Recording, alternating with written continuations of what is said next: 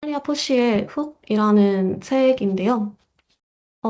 우리 모두는 쉽게 놓지 못하는 무언가를 가지고 있습니다.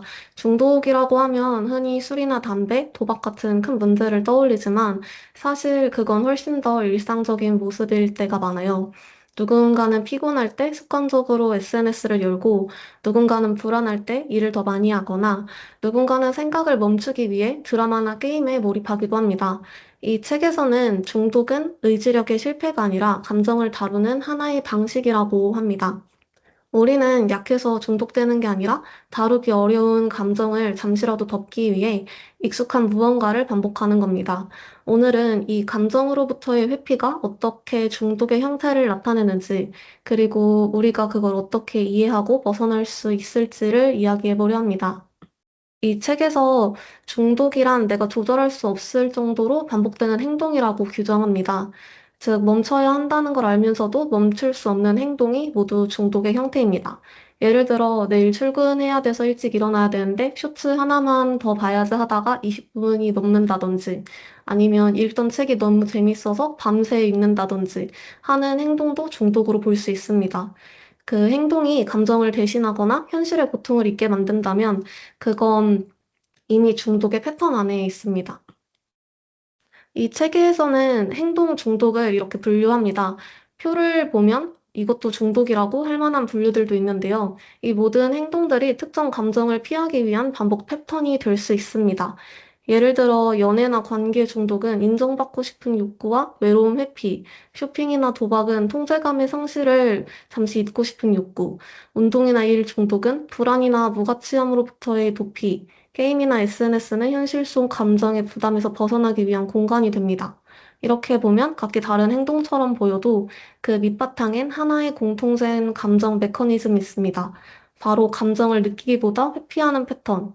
그래서 이 표는 단순히 중독의 종류를 나눈 게 아니라 우리가 어떤 방식으로 감정을 관리하고 있는지를 보여줍니다. 그리고 대부분의 사람들은 그중 하나쯤은 이미 갖고 있다고 합니다. 시작하기 전에 스스로 중독이 있는지 확인을 해볼까요? 아까 있던 아웃라인의 항목들을 생각해서 그 중에 이 항목에 해당하는 게 있는지 한번 생각해 보세요.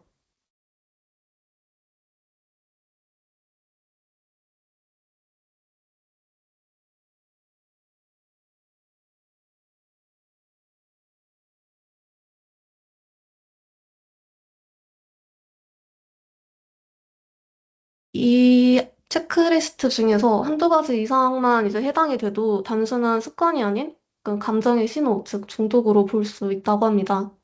그렇다면 우리는 왜 중독될까요? 사람들은 흔히 중독은 쾌락을 줬는 행위라고 생각합니다. 하지만 이 책에서는 정반대로 말하는데요. 우리가 중독적 행동을 하는 이유는 기분이 좋아지기 위해서가 아니라 나쁜 기분을 느끼지 않기 위해서라고 말이에요. 그 불편한 감정은 다양합니다.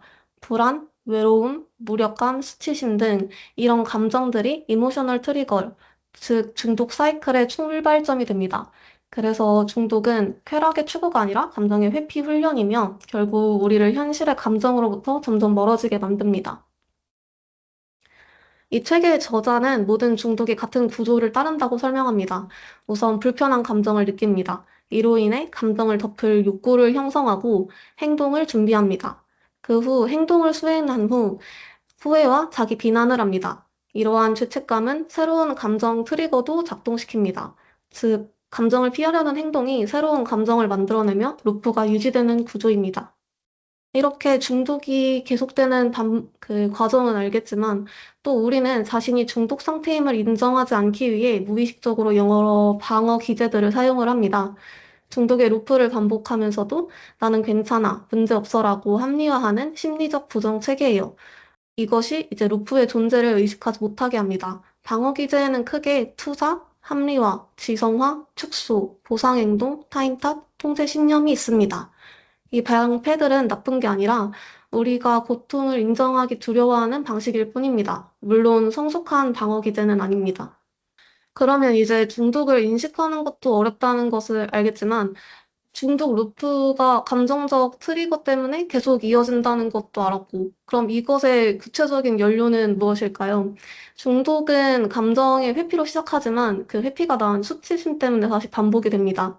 나는 형편없어라는 수치심이 다시 감정적 트리거가 되니까요.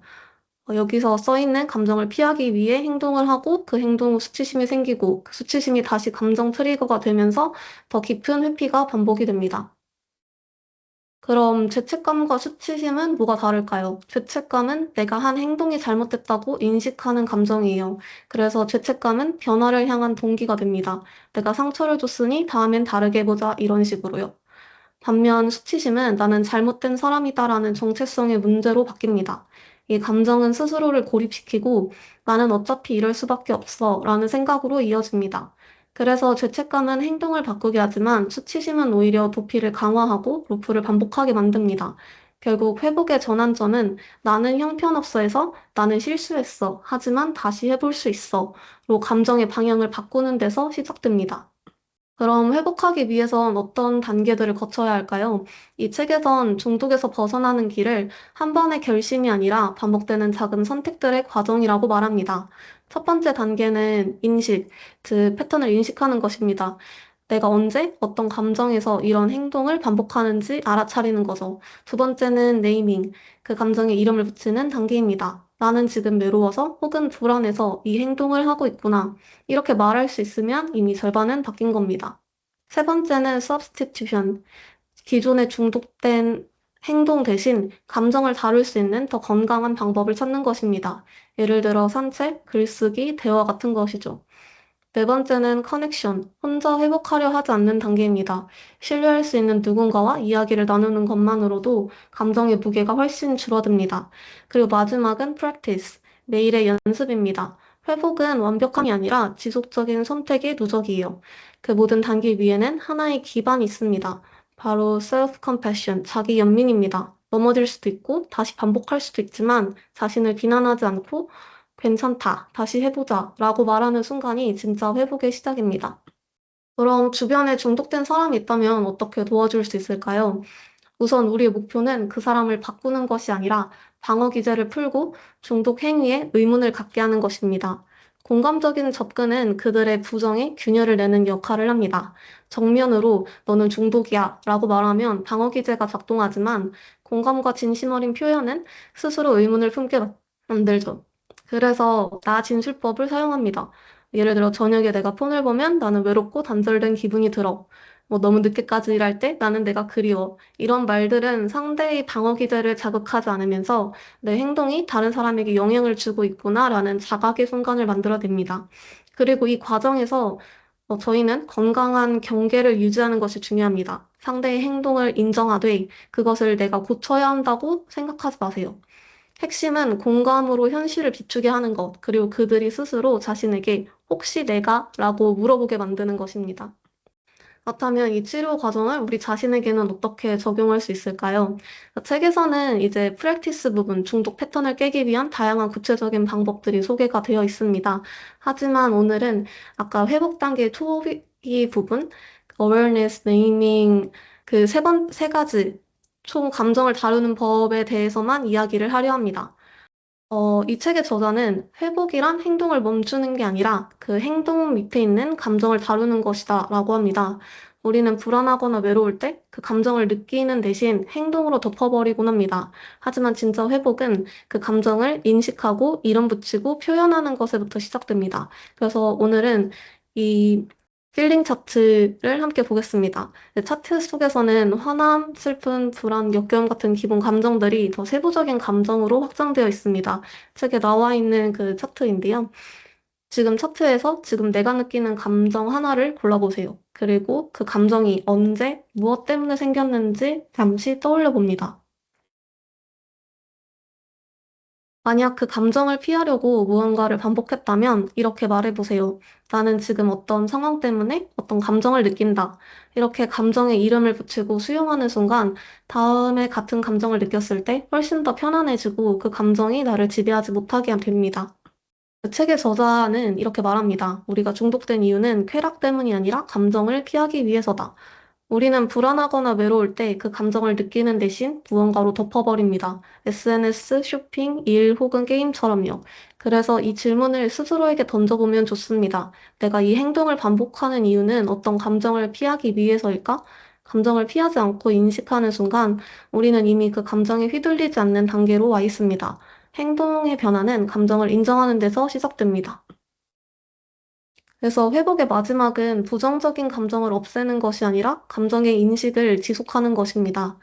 완벽하게 통제하거나 모든 감정을 긍정적으로 바꾸는 게 아니라 단지 지금 내가 어떤 감정을 느끼고 있는지를 알아차리는 것. 이 단순한 습관은 우리가 같은 패턴을 반복하지 않게 합니다. 이 책의 저자 탈리아 푸시는 감정을 인식하는 순간 우리는 선택할 수 있게 된다고 말합니다. 그리고 그게 회복의 진짜 시작입니다. 감사합니다.